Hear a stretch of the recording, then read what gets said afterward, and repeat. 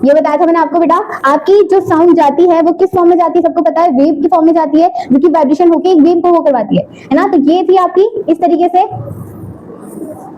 से आपकी मूव हो रही थी बेटा, ठीक है। तो ये जो आपकी वेव है बेटा, इसी को हम क्या बोलते हैं बेटा, आपकी साउंड की किस तरीके से वेव मूव हो रही है, ठीक है। इसी से हमने रिलेटेड आपकी कुछ टर्म पढ़ी थी। सबसे पहली टर्म पढ़ी थी हमने कि आपकी जो वेव है बेटा, उस कितने मैग्नीट्यूड है उसका, लॉन्गिट्यूडनली कितना मैग्नीट्यूड होगा उसका, उसे हम बोल देंगे बेटा क्या, एम्पलीट्यूड, ठीक है। हमने क्या बोला था, एम्पलीट्यूड बोला था, जिसे हम कैपिटल ए से डिनोट करते थे। फर्स्ट हमने ये पढ़ा था। सेकंड हमने पढ़ा था बेटा टाइम पीरियड, क्या पढ़ा था हमने, टाइम पीरियड पढ़ा था। टाइम पीरियड को हम टी से डिनोट करते हैं। इसको क्या बोला था हमने, आपका बेटा एक वेव कंप्लीट होने में, जैसे यहाँ से एक वेव स्टार्ट हो रही है और कंप्लीट यहाँ पे जाके होगी, तो यहाँ से लेके यहाँ तक एक वेव कितना टाइम, कितने टाइम में कवर कर रही है, उसको हम क्या बोल देंगे बेटा, टाइम पीरियड बोल देंगे। ऑलराइट, पर सेकंड में उसने कितना वेव कवर करी है, कितनी वेव्स आई है, उसको हम बोल देंगे टाइम पीरियड। ऑलराइट, चलो सेकंड टर्म थी बेटा आपकी, क्या थी, थर्ड टर्म फ्रीक्वेंसी।